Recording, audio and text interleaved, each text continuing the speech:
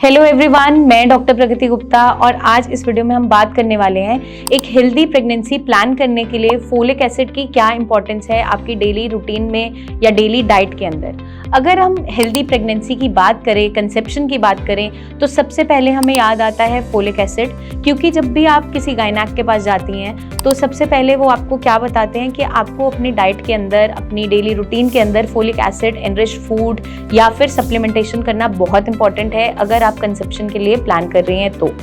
और ये भी कहा जाता है कि अगर आप कंसेप्शन के लिए प्लान कर रहे हैं तो इनिशियली 3 मंथ्स पहले से ही हमें folic acid enrich diet plus folic acid की सप्लीमेंटेशन करना इंपॉर्टेंट हो जाता है, क्योंकि अगर हम एक हेल्दी प्रेगनेंसी चाहते हैं, बेबी हेल्दी चाहते हैं, तो उसके लिए ये बहुत इंपॉर्टेंट हो जाता है। अब फोलिक एसिड बेसिकली है क्या?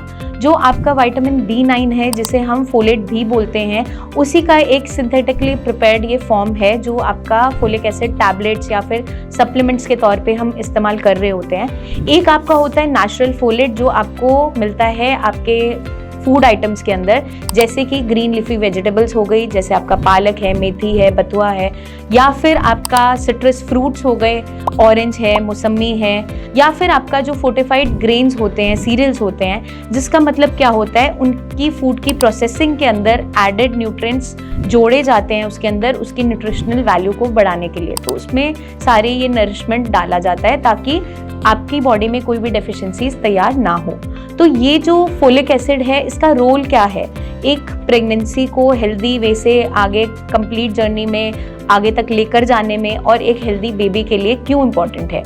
जो फोलिक एसिड है वो आपकी बॉडी में काम क्या करता है? बेसिकली ये DNA सिंथेसिस में हेल्प करता है और सेल की ग्रोथ, टिश्यू की रिपेयर, उसमें भी मदद करता है। तो बेसिकली जहाँ ग्रोथ की बात आती है वहाँ पे फोलिक एसिड की इंपॉर्टेंस जुड़ जाती है।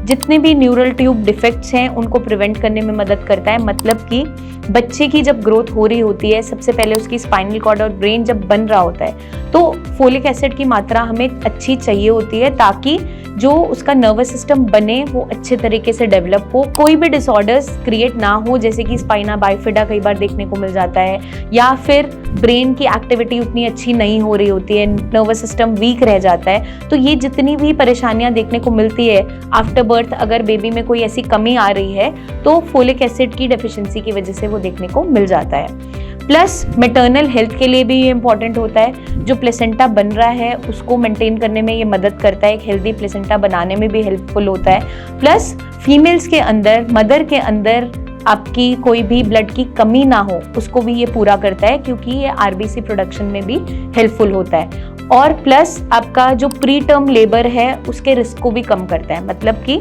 जो आपकी प्रेगनेंसी है वो 40 वीक्स की मानी जाती है, 10 महीने की कंप्लीटली हम काउंट करते हैं, क्योंकि हम काउंट करते हैं जिस दिन आपका पीरियड आ रहा है उस दिन से लेके लास्ट आपका जब तक कि आपका डिलीवरी हो रहा है, इसलिए 10 मंथ्स कहा जाता है और 40 वीक्स कहा जाता है। तो वो वाला फेज है जो आपका वो अच्छे से डिलीवरी हो सके और प्री टर्म लेबर में आपकी जो बॉडी है वो ना जाए, लेबर पेन्स जल्दी शुरुआत ना हो जाए, क्योंकि बच्चे को एक प्रॉपर वेट अचीव करने में एक प्रॉपर टाइम चाहिए होता है। तो 38 वीक्स प्लस जो माना जाता है वो एक आपका टर्म प्रेगनेंसी माना जाता है। तो 38 वीक्स प्लस के बाद अगर डिलीवरी हो रहा है तो वो टर्म बेबी के अंदर काउंट होता है, उससे पहले मोस्टली प्री टर्म के अंदर काउंट होता है, और तब तक बच्चे का वेट अच्छे से अचीव हो जाता है, तो उसके अंदर कोई भी डेफिशिएंसी होने के चांसेस कम हो जाते हैं। क्योंकि जब एक हेल्दी वेट अचीव कर लेता है बच्चा, तो वहाँ पे जब डिलीवरी हो रहा है तो आगे का जो उसका